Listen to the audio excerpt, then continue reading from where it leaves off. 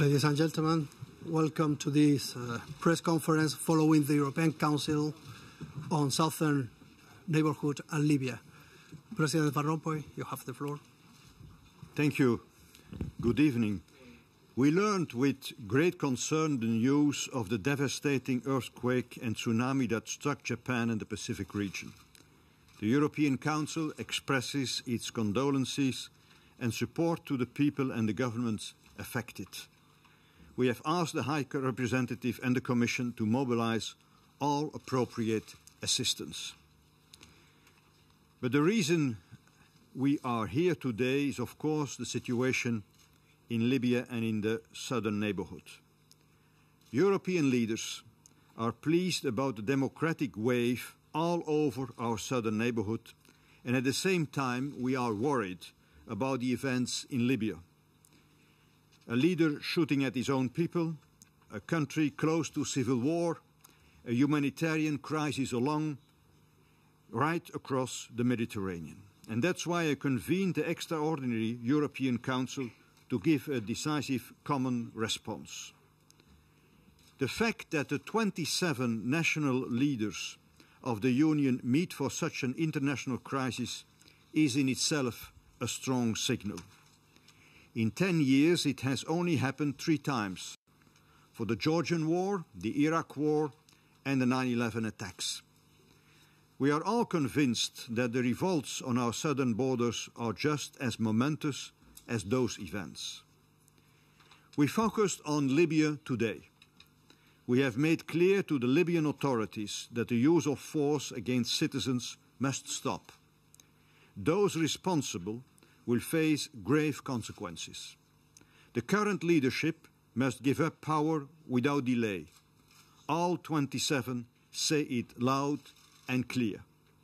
We have the situation under constant review and will keep up the pressure.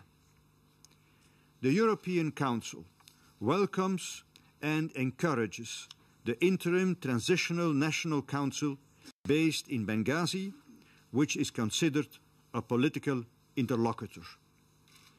We also spoke about the humanitarian crisis which is developing in Libya and at its borders. Almost 250,000 people have already left the country out of fear. The safety of the people must be ensured by all necessary means.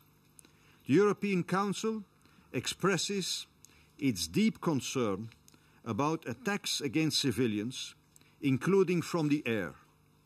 In order to protect the civilian population, Member States will examine all necessary options, provided that there is a demonstrable need, a clear legal basis, and support from the region. Those responsible will be held accountable and face grave consequences. We will work with the United Nations, the Arab League, the African Union, and our international partners to respond to the crisis. We call for a rapid holding of a summit between the Arab League, the African Union, and the European Union. There is another side of the coin.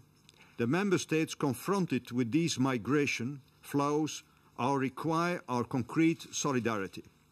We urge all Member States to provide further human and technical resources to our border agency Frontex, which is already engaged in an operation. We invited the Commission to make additional resources available. What is happening on Europe's southern borders is truly momentous. Many people have compared it to the events in Central and Eastern Europe 2 decades ago, and rightly so. Irreversible change has already taken place in Tunisia and Egypt. To the Tunisian authorities, we offer help in organising the elections of the 24th of July.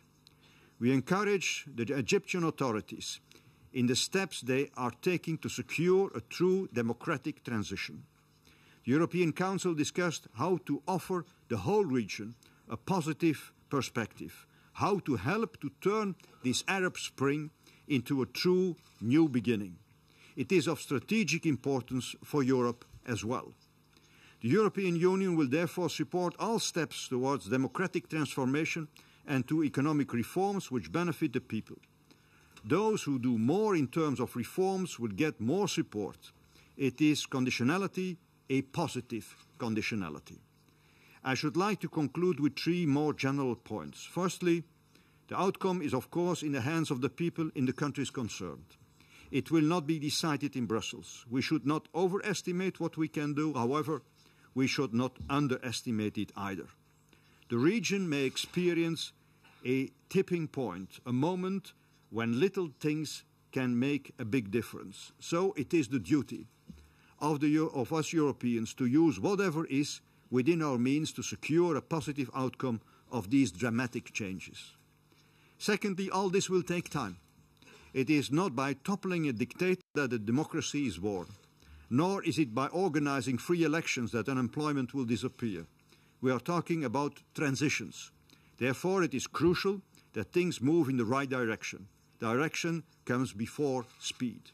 Third remark, the uprisings in Tunisia, Egypt and Libya have nothing to do with fundamentalism. No, the protesters' aspirations are familiar to young men and women all over the world. Jobs and justice, a say in their country's politics, the right to speak.